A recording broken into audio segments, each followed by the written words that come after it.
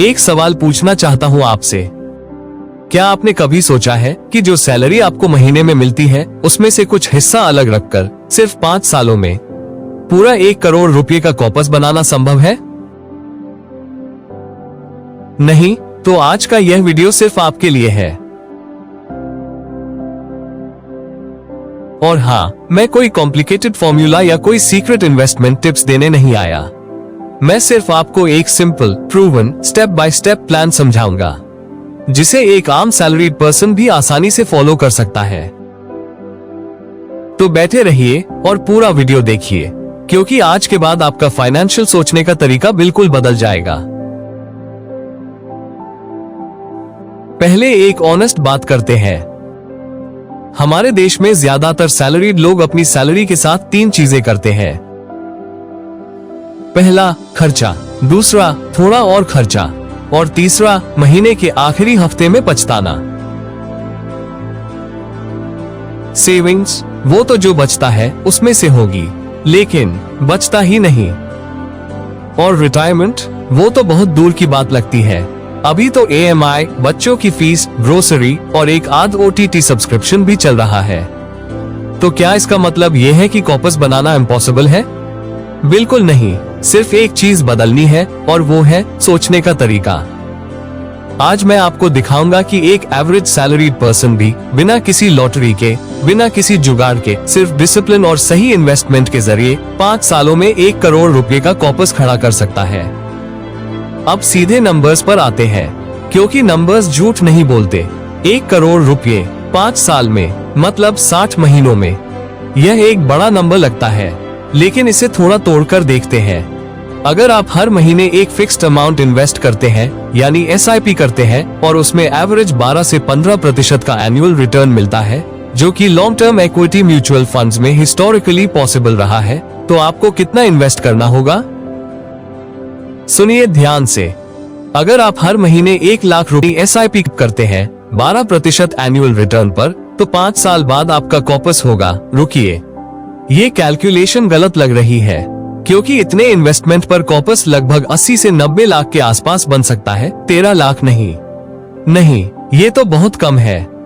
तो सीधी बात करता हूँ, 1 करोड़ के लिए 5 साल की SIP आपको चाहिए होगा रफली हर महीने 1 लाख रुपए का SIP। अगर रिटर्न रेट लगभग 12% हो, तो कैलकुलेशन को थोड़ा और क्लियरली समझते हैं। 5 साल में 1 करोड़ रुपए बनाने के लिए अगर एनुअल रिटर्न लगभग 12% हो, तो आपको हर महीने लगभग 1,22,000 रुपए की SIP करनी होगी। बहुत ज्यादा लग रहा है? रुकिए, अगर आपकी सैलरी कम है या इतना इन्वेस्ट करना अभी पॉसिबल नहीं, तो 2 चीजें कर सकते हैं। एक, SIP अमाउंट कम रखो लेकिन होराइजन बढ़ाओ।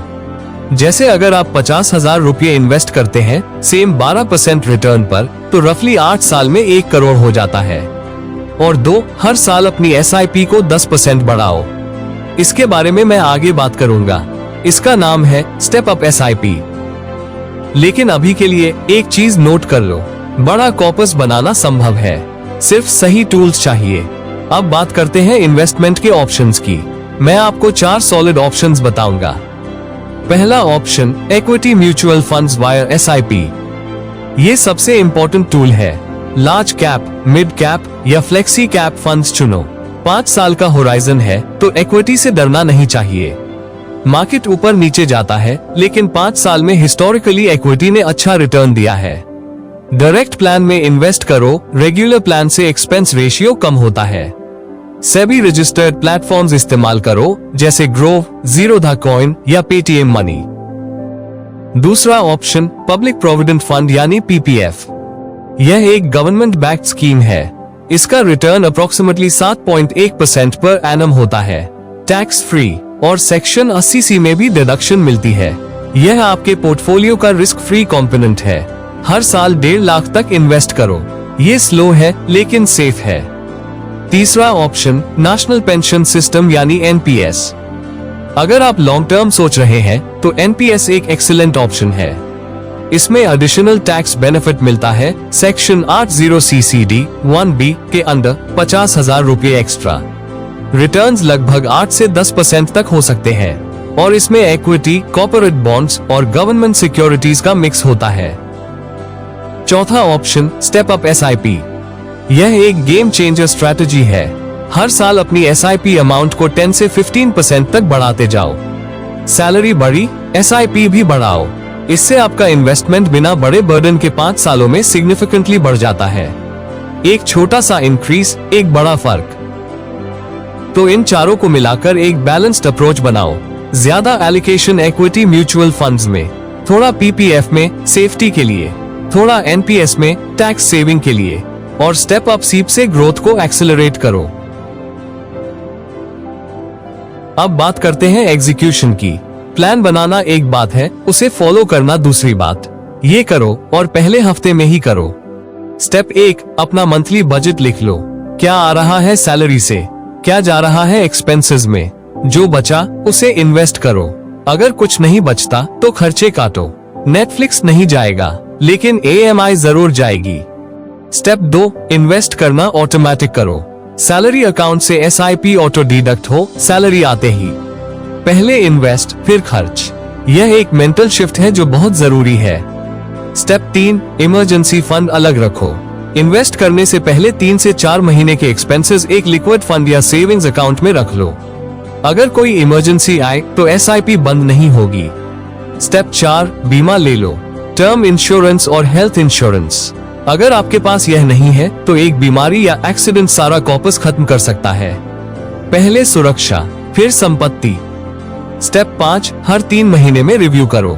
क्या SIP चल रही है, क्या फंड परफॉर्मेंस ठीक है, क्या कुछ बदलना चाहिए। लेकिन एक चीज मत करो, पैनिक में फंड स्विच मत करो।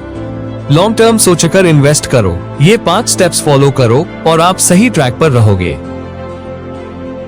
अब एक बात जो नंबर्स से भी ज्यादा इम्पोर्टेंट है, माइंडसेट। आजकल सोशल मीडिया पर हर जगह दिखता है, लोग ट्रिप पर जा रहे हैं, नई कार खरीद रहे हैं, बड़े बड़े रेस्टोरेंट्स में खाना खा रहे हैं, और हम सोचते हैं हम क्यों नहीं। लेकिन जो दिखता है वो हमेशा सच नहीं होता। कुछ लोग EMI में जी रहे हैं, कुछ लोग कल की चिंता छोड़कर आज का दिखावा कर रहे हैं।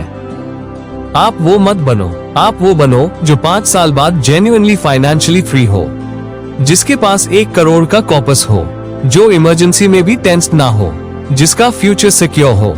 इंस्टेंट ग्रेटिफिकेशन से भी बड़ा सुख है डिलेड ग्रेटिफिकेशन का। आज थोड़ा रोकोगे, कल बहुत मिलेगा। वॉरेन बफेट ने कहा था, do not save what is left after spending, but spend what is left after saving. यह एक लाइन याद रख लो, इसे अपना फाइनेंशियल मैंट्रा बना लो।